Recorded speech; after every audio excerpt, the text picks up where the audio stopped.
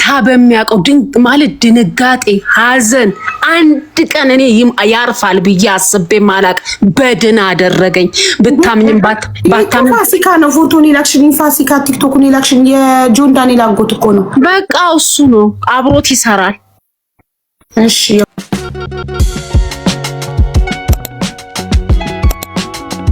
ስለዚህ ሁለቱ ናቸው ጓደኞቹ ኢሳያስና ፋሲካ አይደል? ምን ያደርግሽ ነው? አቤት አቡዬ ጓደኞቹ እንትናና ፋሲካ አብሮት ነው የሚሰራው። ኢሳያስም አብሮት ወዲያ ወዲህ ይላሉ። ምልሽ ያውቃሉ እነሱ ናቸው አስክሬኑን ወዲያ ወዲህ ብለው እንትን ብዙ መኪናውን አንዱን ፓርኪንግ ለፓርክ ላርግልሽ አለኝ ያልሽው አንዱ ፋሲካ አንዱ ማን ያልሽው? አንዱ ፋሲካ የሚባለው ቮልሱን የያዘው ነው። ሚኪ የሚባል አሁን ልኬልሻለሁ አቡዬ ፖርሹን የያዘው። ዳግማዊት አቤት አቡዬ ላክሽልኝ የባለቤትሽን ፎቶ? አው ልክ ያለው አቡ ይኸውልሽ ያንድ ሰው ነው መሰለኝ ስልክ የላኩልሽ። አንዱ ሚኪ ይባላል አብሮት የሚሰራ፣ አንዱ ደግሞ ኃይሌ ይባላል። መኪናው አንዱን ፖርሹን የያዘው ሚኪ ነው። ኪያውን የያዘው ባለቤትሽ ነው?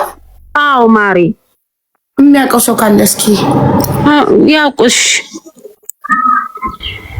ይበልጥ ምትረዳሽ እንትና አልሀበሻ ማሪ እዚህ ነገር ውስጥ አትተኪኝ ብላኛለች አላልሽም? እሺ ጠይቃታለሁ ያለውን ነገር በቃ ወይ ቀጠሩ ልስጥሽ ጠይቂያት የምትለውን። እሺ ማሪ እሺ ማሪ እሺ ወዲህ የምትለውን ጠይቃ በሚያውቀው ድንቅ ማለት ድንጋጤ ሐዘን አንድ ቀን እኔ ያርፋል ብዬ አስቤ ማላቅ በድን አደረገኝ። ብታምኝም ባታምኝ ፋሲካ ነው ፎቶን ኢላክሽን ፋሲካ ቲክቶክን ኢላክሽን የጆን ዳንኤል አጎት እኮ ነው። በቃ እሱ ነው አብሮት ይሰራል።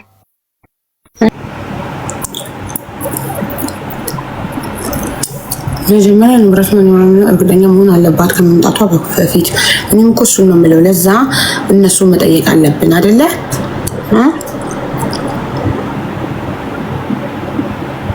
አሁን ቲክቶካቸውን ትግኒ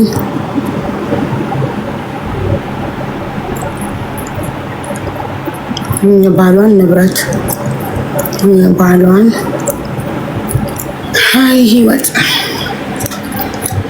ከንቱ ኢሳያስ ማለት ኦኬ እንዳለ ቅባት ናቸው እናቴ። እሺ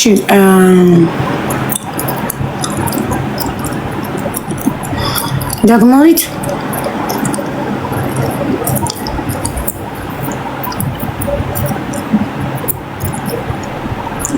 የምን ቪዲዮ ነው የምትልከው? አቤት አቡዬ የካርጎ ነው ማርጂ ጋዜጣ ምናደው እሱ ነው አወራለሁ። ይሄ እየጫኑ ነው። ይሄ ባለቤትሽ ከህይወቱ ካለፈ በኋላ ነው ወይስ ሳልፍ እየሰራ ነበር? ቢጫ ቲሸርት የለበሰው ባለቤትሽ ነው አይደለም? አቡ ይታለ እሱ አይታየኝም እዚህ ጋር እሱ አይታይም፣ ግን የካርጎ ነው ወንድሮቹ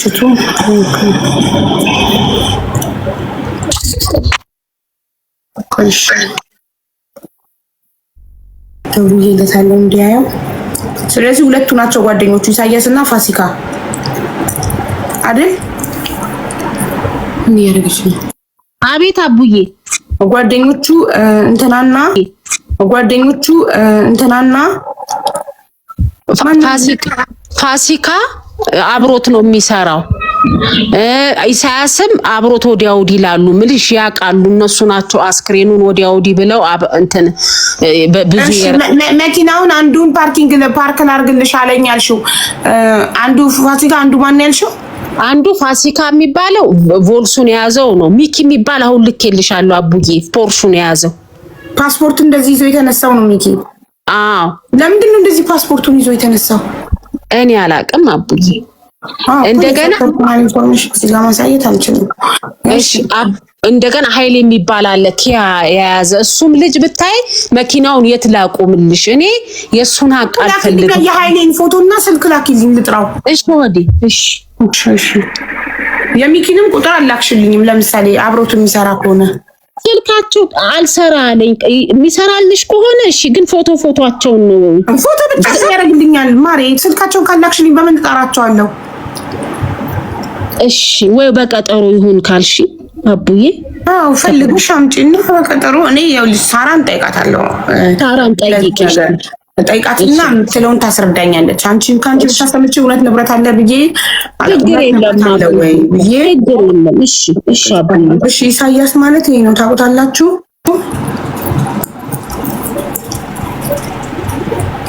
ምንም ማለት ቀልቧን ስላልሰበሰበች ምንም ተረጋግታ ስላልነገረችኝ እኔ ምንም እየገባኝ አይደለም ንግግሯ። አባለው እሺ እንዴ በድሮ አካውንት ፍሬንድ አልነበረን እንዴ ፋሲካ? ኢንስታግራም ላይ እኮ ቮይስ አድርጌልሃለሁ። አዎ ሰምቼው ነው የመጣሁት አቡዬ። ስልኬንም ልኬልሻለሁ። እሺ ፋሲካ ስልክክ መጀመሪያ ያለ ይመስለኝ ሰርች ሳረግ የለም ለካ ኢንስታግራም ላይ ነው። ከዚህ በፊት ያወራ ነው ዋትስአፕ አይደለም ብዬ ሄድኩ ኢንስታግራም ላይ ቮይስ አረኩልክ። በበፊቱ በተዘጋው አካውንቴ ፍሬንድ ነበርን። በዚህ አካውንት አሁን ነው ፎሎ ያረኩ። አዎ ሰላም ነው። እግዚአብሔር ይመስገን። እንዴት ነሽ? አለን። ዳግማዊትን ታውቃታለህ? አዎ እስኪ ንገረኝ። ስለነገር የነገረችንን ነገር ልንገርህ ወይስ ታውቀዋለህ? ጉዳይ ንገሪኝ አቡዬ።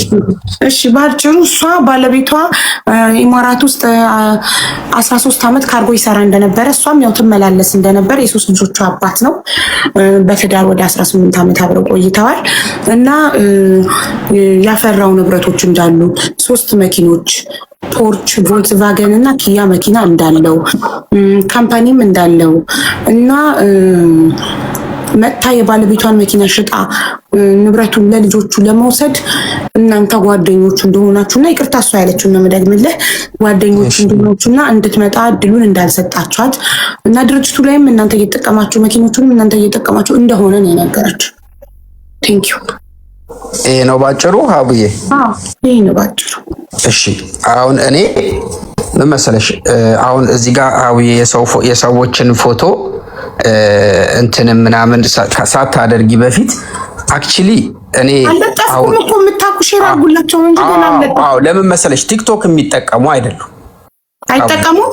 አይጠቀሙ ኖርማል በጣም እንትን ናቸው። አሁን እኔ እዚህ ጋር ከማንም ሰው በላይ ለዳግምም ከማንም በላይ ለኤፊም ቅርብ ሰው ነኝ እኔ ማለት ነው። ለኤፊ ቤተሰቦች እናቱንም እንዲሁም እህቱንም ምናምን እኔ እስከ ቤተሰቦች ጭምር ቅርብ ነኝ። እዚህ ጋር መጥቼ ባላወራ ሀቡዬ በጣም ፔንፉል ነው። ገብቶሻል አይደለ? ግን እሷ ዳግም እንዳለችው ሳራን መጠየቅ ትችያለሽ። ምናልባት ስልክ ኢትዮጵያ ላይ እያለሁኝ ስልኬ 14 ፕሮማክስ ተመንትፎብኛል ሀቡዬ፣ ጠፍቶብኛል። አንዳንድ ነገሮች ግን እዚህ ላይ አሉ። ቴሌግራም ላይ ልኪያቸው የነበሩ ነገሮች ማለት ነው። ገብቶሻል? ጀምር በመጀመሪያ ነገር ስነግርሽ ኤፊ ማለት ለኔ ከወንድሜ በላይ ነው። በቸርች ማንም ሰው የሚያውቀው አብረን ነው የምንገባው፣ አብረን ነው የምንወጣው። ኢቭን ኢፍ እሱ ያለበት አካባቢ ቤት ፈልጌ የተከራየሁት ለሱ እንድቀርብ ነው። አብረን ስራ የምንሰራ ሰዎችን ገብቶሻል? በታመመ ጊዜ እንትኖቹ እኔ አሁን ፔንፉል ስለሆኑብኝ እኔ ዱባይ ስመጣ ኤፊን ብዬ ነው የመጣሁት። አቡዬ ኤፊን ማለት አሁን ያሉትን ነገሮች እናዝናለን ስለደረሰብክ ሀዘን።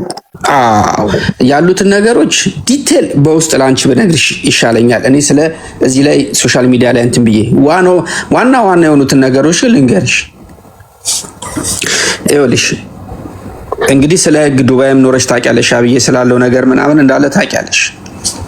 እኔ 2 መኪኖች እኔ ጋር ነበሩ። 2009 ሞዴል ፖርሽ መኪና እና ሞተር ኤፊ ለአንድ ጓደኛው ሰጥቶ ሞተር የነከዘ ዘይትና ውሃ ቀላቅሎ ቮልክስቫገን ሊሰራ ሄዶ ወደ ሰጃ የሚባል አካባቢ እሱም ቆሞ ነበረ። ሁለቱ ቆመዋል። ከዛ በኋላ ኤፊ ካረፈ በኋላ እንደው ሰው ራሱ ምን ይጠይቀናል? ምን ይለናል? እንዴት መንግስት ይወርሰዋል?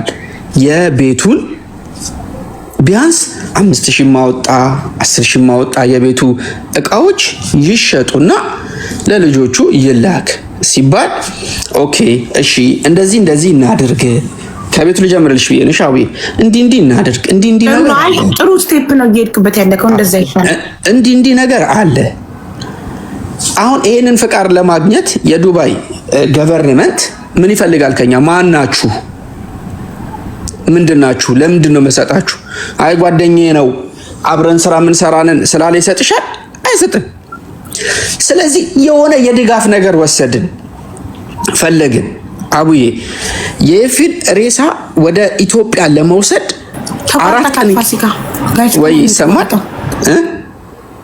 አሁን መጣክ ተቋርጠክ ነበር አሁን መጣክ የሆነ የድጋፍ ነገር ፈለግን ብሉ ተቋረጠና አሁን መጣው እንደልሽ የፊል አስክሬን ወደ ኢትዮጵያ ለመውሰድ 4 ቀን እንቅልፍ አልተኛንም ያለውን ፕሮሰስ ታውቂዋለሽ ምክንያቱም ማሚ ስለሚያማት እሷ ጋር ቶሎ እንዳይሰማ ፈልገን በመሙ እንዳይበዛባት ለቅሶ እንዳይበዛባት እስኪመጣ ድረስ ያላቸውን የቤተሰብ ቁርኝነት በጣም ስለማቅ እንደ ቤተሰብ ማለት ነው ገብሻ እዚህ ጋር እንኳን ወረቀት ያስፈልግ ነበር ውክልና ይዞልኝ ይምጣ የሚል ገብቶሻል አሁን እሷ ወደምታነሳው ሐሳብ ስመጣ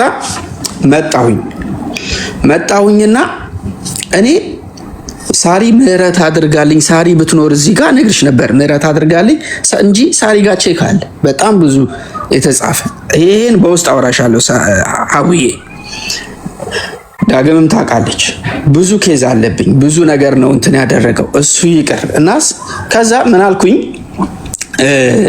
የቤቱን ዕቃ የተገኘው ይሸጥና ይላክ በሴኩሪቲ እንግባ ላኩልን ስንል ዳግም ማንም ሰው እንደዚህ አይነት ነገር ውስጥ እንዲገባ አልፈልግም እንትን እንዲያረጋ አልፈልግም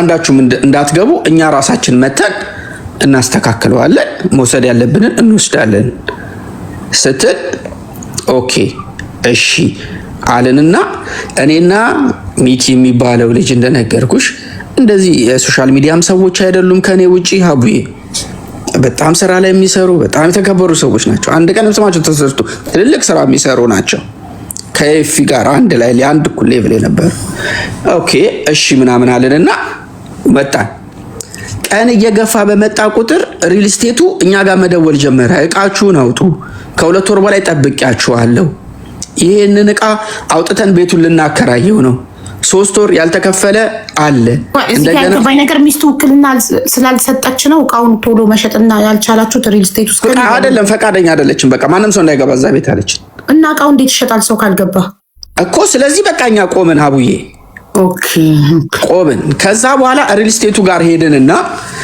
የኤፊን እህት አውርተናት ሀቡ እናትየው ቢያንስ እንኳን እንትኑን ላኩልኝ እንደው አንድ ልብሱን አንድ ጃኬቱን እንኳን ላኩልኝ እንደው ጠረኑን እንኳን እንትን ልበለው እያሉ በጣም እንትን ሲያደርጉን ወረቀቱን ካለኝ እልክልሻለሁ አቤ የኤፊህት ላከችልኝ ለኔ ከዛ ዳግም በኢሜል ለሪል ስቴቶቹ ኢሜሉን አሳይተውኛል ልከው ያለኔ ፍቃድ እኔና ልጆቹ ልንመጣ ስለሆነ ማንም ሰው እዛ ቤት እንዳይገባ እንትን አሉን ከዛ በኋላ በሴኩሪቲ ስንሄድ ተባረርን በሴኩሪቲ ያለ ማንም ፍቃድ አትገቡም ተብሎ ማለት ነው ወጣን ከዛ ያንን በሙሉ እቃውን ወረሱት ቤቱን አንተን አድርገው አጸዱት ይሄ ለኔ ድጋሚ ሞት ነበረ ገብቶሻ እኛ ያያለን በጣም ፊ ውድ እቃ ነው የሚገዛው አቃለው አሁን አውጥተው ምን አደረጉት አውጥተው አበቃ ወሰዱት በስንተኛው ጊዜ ዳግም ምን አለች በቃ የሪል ባለቤቶች የሪል ስቴቶቿ ምክንያቱም ቤቱን ሊያከራዩት ነው ለቻሪቲ ሰጡት ጣሉት ምን አደረጉት አውጥተው ይኸውልሽ አቡዬ ምን እንዳደረጉት እኔ አለቅ ምን እንዳሉን ታውቂያለሽ ዳግም ምን አለችን በቃ እሺ እንትን ከሚበላው በቃ የሆነ ነገርም ቢሆን ቢገኝ ይሸጥ መቀመጥ ያለበት ይቀመጥ ምናምን ብላን እንትን ስትል እኛ ሪል ስቴቱ ጋር ሄድንና እንደዚህ እኮ ብላለች እሷ ምናምን ስንለው ምንድነው ድራማ እንዲህ ነው ያለኝ ሰውየው ድራማ የምታበዛው ምንድነው ትናንትና 2 ቀን ሰተናት አልመጣ ብላ እኛ እኮ እቃውን አውጥተን ቻሪቲ ሰተነዋል እንትኖቹ የት እንዳደረጉትም አናቅም አለ ሰውየው እውነትም መተን ስናይ የለም ምክንያቱም ቤቱን ማከራየት አለብን። ቁጭ ብሎ ስንት ጊዜ እንጠብቃችሁ? ለቤት ዕቃ እነ ሶፋ እነ ቲቪ ኤቭሪቲንግ ፉል ፈርኒቸር። ሶፋው ስንት ብር እንደተገዛ እኔ አውቃለሁ። ልክልሻለሁ ከፈልግሻ ሀዊ እንዳለ ማለት ነው። ምክንያቱም ያለ እኔ ፍቃድ ማንም ሰው እንዳይገባ ብላ ዘግቷለች። ገብቶሻል አይደለ? እኔ አሁን በጣም ነው የሚሰማኝ ስለ እንደዚህ አይነት ነገር እዚህ ጋር መጥቼ። ከዛ ምን አረኩ መሰለሽ ሀዊ፣ አመቱ አልቆ ሙልቂያ የሚባል ነገር መታደስ አለበት አይደለ? መኪና ሙልቂያ ካልታደሰ ይነዳል ሀዊ መኪና? አይ ሙልቂያ ካልታደሰ አይነዳም አይደለ? ይኸውልሽ አንደኛ እኔ የተከራየሁበት ቤት ላይ አንድ ፓርኪንግ ነው የሚሰጡኝ። ፖርሹ 2009 ሞዴል ነው። አዎ አስገምቱት እስቲ ፖርሹን ተብለን ተገምተን ሄደን አስገምተን 2009 ሞዴል ነው የችግር አለበት ነው ምናምን 5000 ድርሃም ነው ያሉ። ለዳግምም ነገርናታል። ይሄ ነገር 5000 ነው። ግን መጀመሪያ ፋሲል ይቅርታ፣ እሱ ከሞተ ከስንት ጊዜ በኋላ ነው የቤት ዕቃውን የሪል ስቴቱ አከራይ የአፓርትመንቱ ባለቤት አውጥቶ ይጣለው? ይኸውልሽ እሱ ከሞተ በኋላ እኔ እንኳን ኢትዮጵያ 2 ወር ተቀምጫለሁ። ሀዊ ኢትዮጵያ ተቀምጫለሁ። ከዛ ተመልሻለሁ። እሺ ቶታል በግምት 3 ወር በትግል 4 ወር ምናምን ይሆናል የጠበቀው ሪል ስቴቱ ሙሉ የቤት ኪራይ ሳይከፈለው ነው አይከፈለው። የለም ተቋርጧል። በቃ የኤፊ ውል ተቋረጠ። ልክ ኦልሬዲ ሲሞት አውቶማቲካሊ ይቋረጣል። ቴንክ ዩ ሀዊ፣ ሁሉ ነገር ተቋርጧል። ኢሚዲየትሊ ነው የሚፈልጉት እነሱ፣ ምክንያቱም ቢዝነሳቸው ነው ቤቱን ማከራየት ስለሚፈልጉ። እኛ ግን ሰበብ እየሰጠን ገና አሁን እንደዚህ ስለሆነ ታገሷ። ምክንያቱም መግባትም አንችልም እንዳይገቡ ስላለች ሴኩሪቲ አያስገባንም። ሄደን የምናወራው ሪል ስቴቱን ነው። ጠብቁ ትመጣለች፣ እንደዚህ ይሆናል። ምክንያቱም ምን ያህል ብር እንደተገዛ ስለምናውቅ ማለት ነው።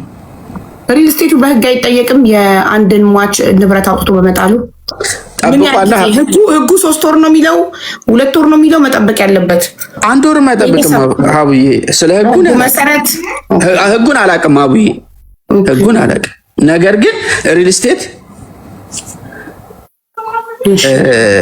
ስቴት እንትን ነው እንደዚህ ነው የሚጠብቀው። ገብቶሻል? እሺ እዚህ ጋር ሌላ ጥያቄ ይሄንን ሳላልፈው ከዚህ ጋር ሳንወጣ 4 ወር ሙሉ እቃው ቤት ተቆልፎበት ከሚቆይ ከሞተ በኋላ ወዲያው እሷን አምጥቶ ቪዛ ልካችሁላት መጣ። የእሷ ቅሬታ ያ ነው። ቪዛ ላኩልኝ እያልኳቸው ሰበብ እያበዙ ጓደኞቹ ቪዛ አላኩልኝም፣ ሄጄ የባሌን ንብረት ሽጬ ገንዘቡን ይዤ ለልጆቼ እንዳልመለስ ቪዛ አላኩልኝም ነበር የሷ ጥያቄ። በዚህ 4 ወር ውስጥ እቃው ሳይጣል ቪዛ ልትልኩላት ሞክራችሁ ነበር? ይኸውልሽ ኢትዮጵያ ሄጄ የእሷን እህት አግኝቼ ሌላ ሽምግልና ሰው ይዤ ይሄ ነገር እንዳይመጣ ይህንን ነገር አንድ ነገር አድርጊ ብለን እየጠበቅና ቀርታብን የእሷን እህት ሁላ ይዤ ማለት ነው። የእሷን እህት ቁጭ ብለን አውርተናል ማለት እናንተ አስባችሁ ነበር ቪዛ ልትልኩላት? እኔ ኢትዮጵያ ሄጄ እኮ አልኩሽ አቡዬ፣ ኢትዮጵያ ሄጄ አረባካችሁ ይሄ ነገር እንደው ሜዳ ላይ ይቅር ወይ ንብረቱ እንዳለ ያለው ነገር ይቅር ወይ 10,000 ብርም ቢያወጣ ዛሬ በኢትዮጵያ 500,000 ብር ነው። የሆነ ነገርም ቢያወጣ እንትን ነው። ስለዚህ መተሽ የሆነ ነገር አድርጊ ብለን ቀጥረናል። እኔ እዛ ይኸውልሽ የምሰጠው ምክንያት ይሄን ነበር። እዛ የተለያየ ቼክ ሊኖርበት ይችላል፣ የተለያየ ነገር ሊኖርበት ይችላል። እኔንስ ቢይዙኝ ኢቭን ኢቭ እንኳን አካውንቱን ለምን መተሽ ቼክ አታረጊም? አካውንት ውስጥ ስለዚህ ከሷ ነው ችግሩ። እኛ ልናመጣት ነበር፣ እሷ ናት ለመምጣት ያልፈቀደችው ነው እንዴ ሀቡ። ይሄን ብቻ ሳይሆን የኤፊ ንብረት ማለት እኮ ስለሌላው ባይመለከተኝ ስለራሴ ባወራሽ እኔ ከነበርኩበት ከሱ ጋር ከቆየሁት አንፃር ያንገበግበኛል ራሱ። ጥሩ። ስለዚህ የእሷ ችግር ነበር ይዘንሽ እሱን አልፈነዋል። አሁን ወደ መኪናው እንሂድ። መኪናው ጋር ሙልኪያ ለማደስ የፖርቹን ሙልኪያ ለማደስ ነው ያቆርሽ። ፖርሹ ጊዜው እየደረሰ መጣ፣ አለቀ። አይነዳም ፖርሹ። ለምንድን ነው የማይነዳው? በተነዳ ቁጥር አንደኛ እንትን ነው የሚባለው፣ ቅጣት አለው። ሁለተኛ ሙልቂያ የለውም። ሶስተኛ በቃ አይነዳም፣ መኪናው ቆሟል። አብይ ከዛ በኋላ ሙልኪያ ለማደስ ስንት ተጠይቃችሁ? ለምን አንችልማ?